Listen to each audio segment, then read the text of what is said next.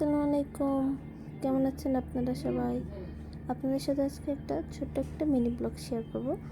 ভালো লাগলে like comment share করে দিবেন। অবশ্যই পেজটাকে ফলো দিয়ে রাখবেন পরবর্তীতে আরও মজাদার কিছু ভিন্ন কিছু পাওয়ার জন্য।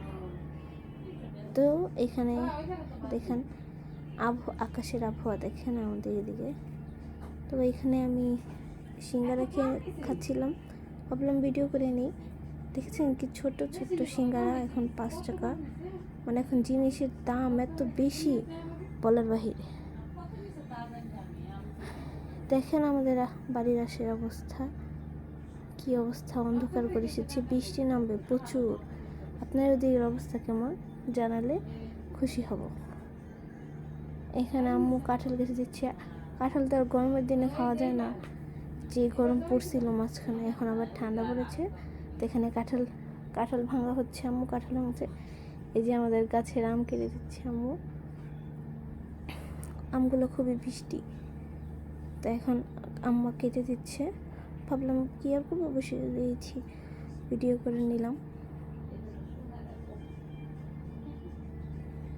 আপনার না পারলে শিখে নেন কীভাবে আমে শুকলা ছুলতে হয়। এই যে আম কাটা শেষ, আমগুলো দেখছেন খুবই মিষ্টি, টকটক লাল আমগুলো। আম খাচ্ছি আর ভাবলাম একটু ঢং করে নিই। এখন কাঁঠাল খাচ্ছি, আপনারা আবার ভাইবেন না যে প্রচুর লেভেলে রাখা ওরা। অল্প অল্প কিন্তু খেয়েছি, বেশি খাইনি। তো এখানে আম্মা দুপুরের জন্য রান্না করছে।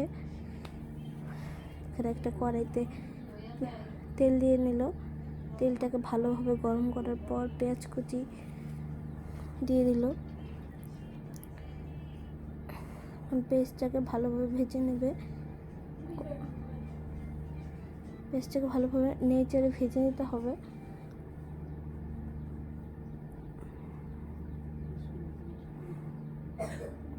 পেঁয়াজটাকে ভালোভাবে নেড়ে ভেজে নিতে হবে, নাহলে একটা কাঁচা কাঁচা গন্ধ, পেঁয়াজ কাঁচা গন্ধ থেকে যাবে।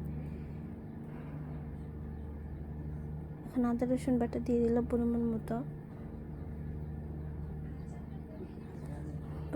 আদা রসুন বাটা দিয়ে দিল। মানে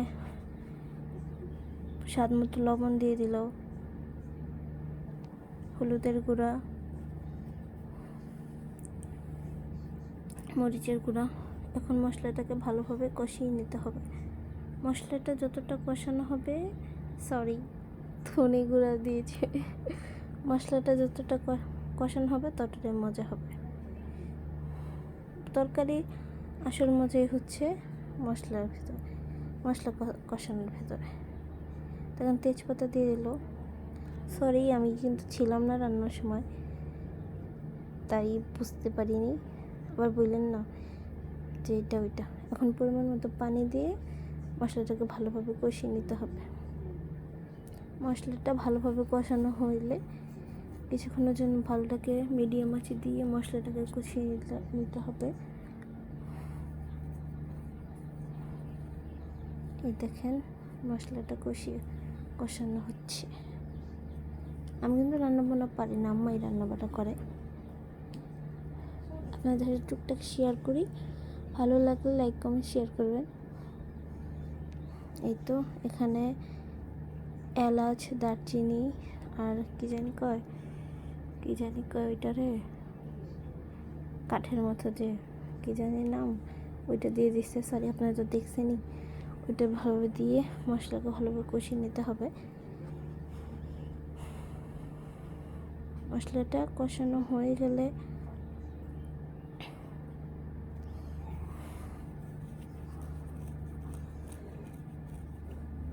মশলা যত কষানো হবে ততই বেশি মজা।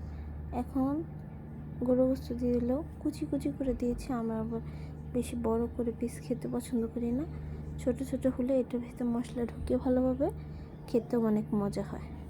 ট্রাই করে দেখতে পারেন। বেশি বড় বড় পিস যেগুলো, সেগুলোর ভিতরে মশলা ঢোকে না। এখন কাঁঠালের বিচি আর আলু দিয়ে দিল।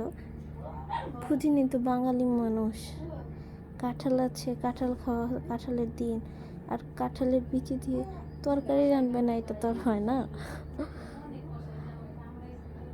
তো এখানে সিদ্ধ করে ভালো এখন কিছুক্ষণের জন্য ঢেকে দিতে হবে। আর কাঁঠালের বিচি আলুটা কিছুক্ষণ পরে ঢাকনাটা উঠিয়ে নিয়ে তুলে নিতে হবে, যদি যেন তলে লেগে না যায়।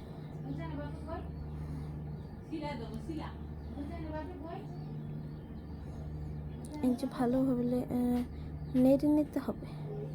অত শুদ্ধ কিন্তু বলতেছি না, আপনারা বললেন নাই একটা বলে আবার বানা, একবার নেড়ে একবার লেড়ে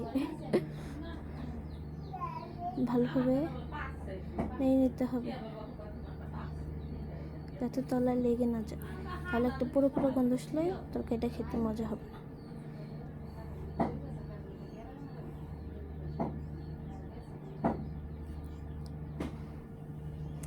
পরিমাণ মতো পানি দিয়ে দেবেন।